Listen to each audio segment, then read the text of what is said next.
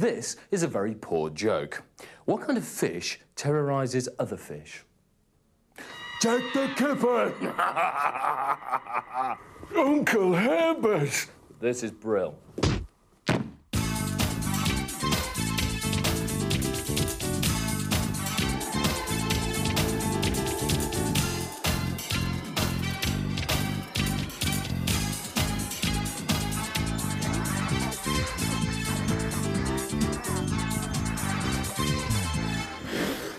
I'm Emma Oxley, and I know I'm going to get splattered.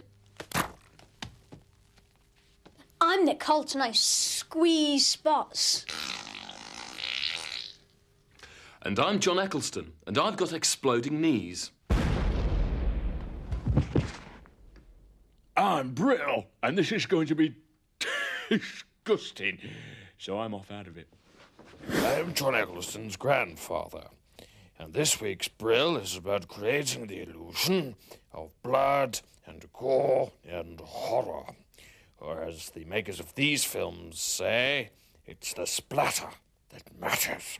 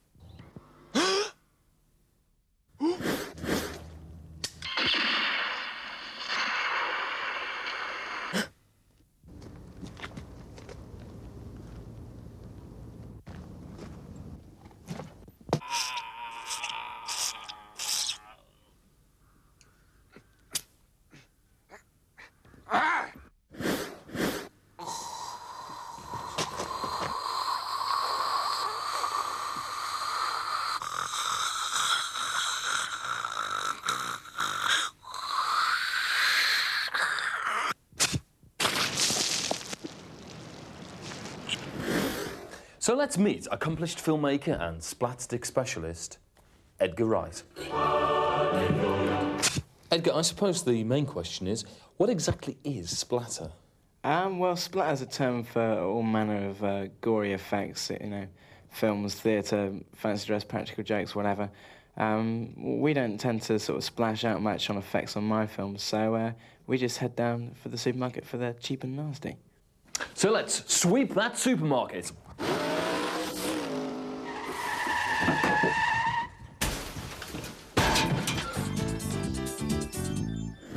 For the purpose of this exercise, the word sick, or vomit, will be replaced by the word Huey. Edgar, what's the recipe for Huey?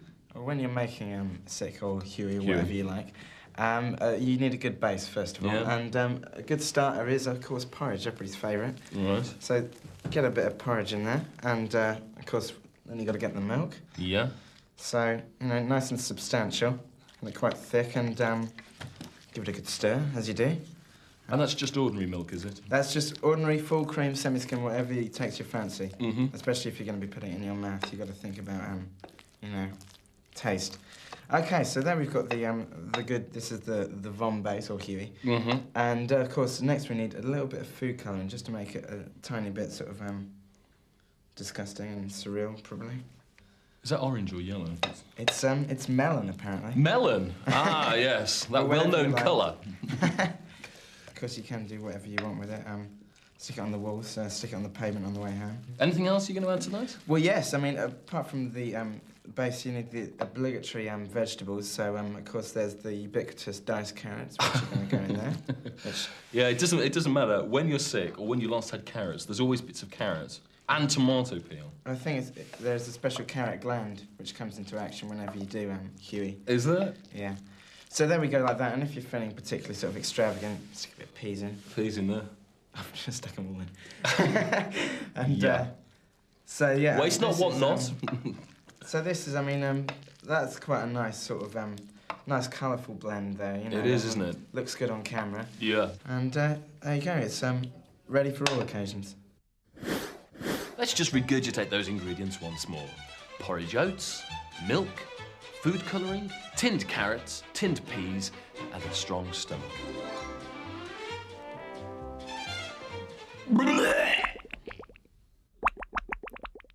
In America, there's a shop that specialises entirely in movie blood and gore for every occasion. Yes, about there. In fact, the most fake blood ever used in a movie was on the horror film Brain Dead. They used a gushing 39,000 litres. The gore the merrier, I say. It's funny how the nicest things can become really disgusting depending on their location. On toast, it's nice, yummy chocolate spread. On your shoe, it's something your mother wouldn't want you to tread into the carpet. Might I suggest that if you're going to try this one at home, put it on the top of the shoe and not the underneath, otherwise you'll get me into trouble. And, of course, there's the old classic fake doo-doo. We haven't got any fake doo-doo, John.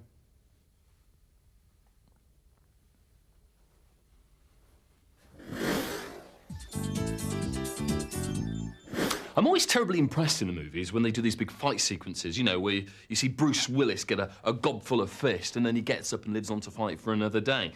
So, Edgar, how do you do that, then? How do you do the fights, then?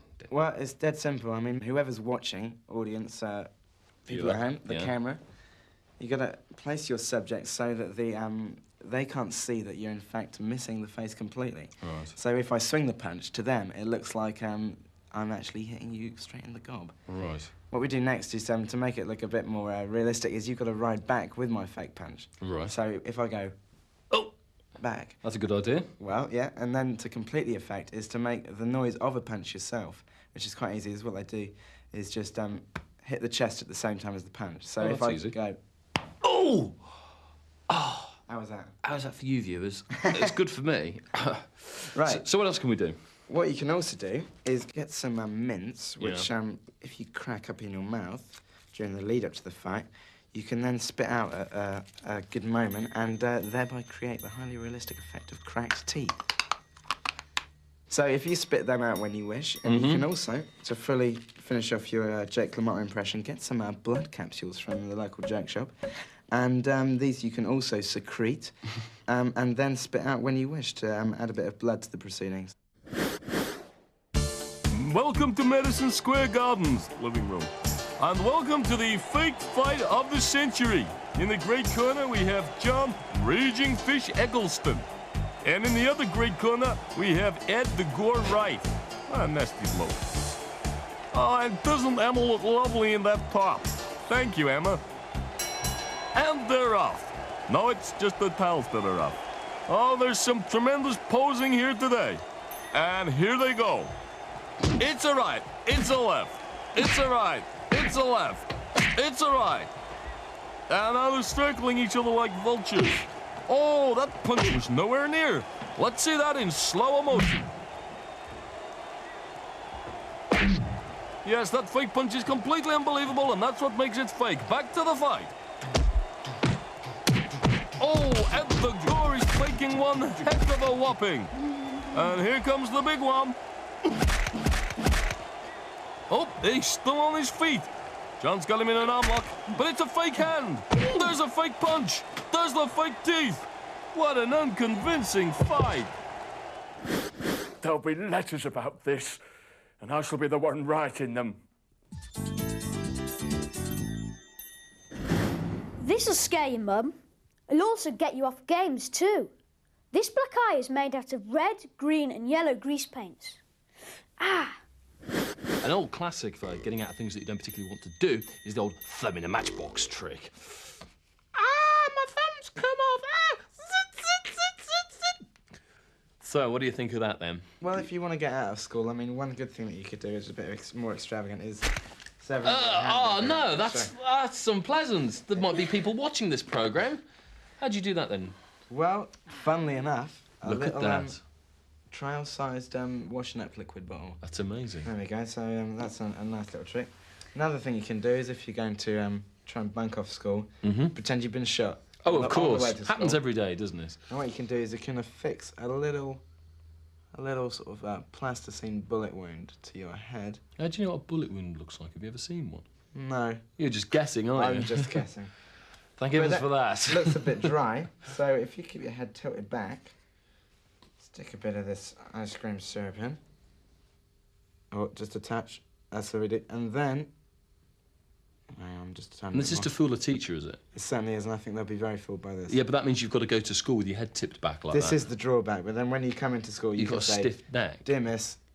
Miss, I've been shot. Ah, that's unpleasant too. That's, okay, does it hurt?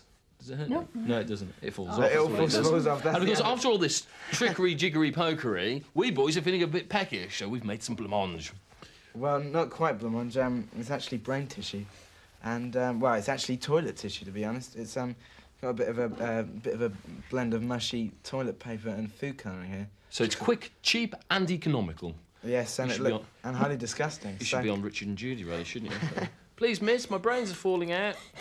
I think anybody would be highly convinced by... I'm convinced already.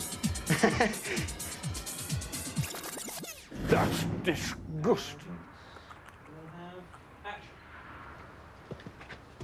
Hi, we're here at this perfectly normal household to see if we can convince whoever lives behind this door to try a different kind of gore. Yeah? Have you ever considered changing your blood type? I was just feeling some fish. Now that is sick. Well, it's good that you're wearing white, because white, of course, is the best colour for showing up all manner of blood substitutes. And our first one today is the old classic tomato ketchup. Give it a good squirt. Oh. Well, it's very good, but not quite capillary, you know. Yes, well, it's not quite blood red. It smells a bit bad, and but it does wash off easily. Well, that is good. Next up, we have this marvellous blend of ice cream syrups, Yeah. such as strawberry, Yeah. raspberry, and maple syrup. And nice if... Congealed. A little bit congealed, but at least it tastes nice. Last up, we have the best of the bunch, just old plain food colouring water, which is very good for squirting Give it out to of me, things. baby. Give it to me. It looks very spectacular there. Oh, that is my favorite. It rates very highly on the splat factor. But I tell you what, this isn't going to come out at 40 degrees centigrade, is it? Well, then why not swap your old powder for new Brill Clean? Brill, Yes? why is water wet? I've no idea. Because the seaweed. Keep young and beautiful. It's your duty to be beautiful. Keep young and beautiful. If you want to be loved, don't fail to do your stuff with a little powder and a puff. Keep young and beautiful. Fishy fact number 127. There's a fish called the lamprey that sucks blood from its victims by using its tongue as a straw.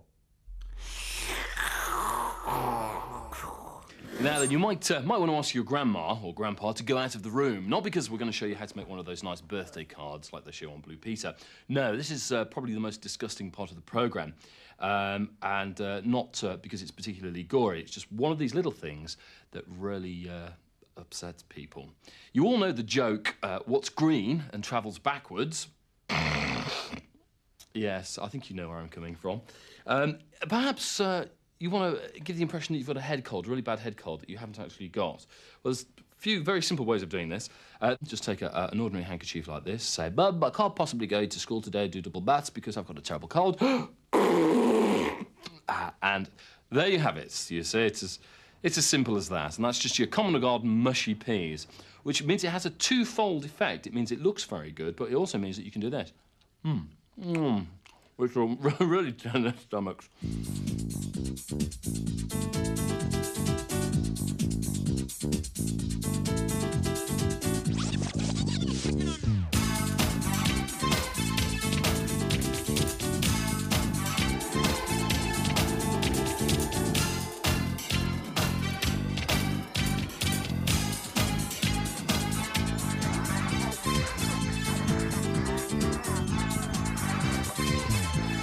I am appalled. I am splatted.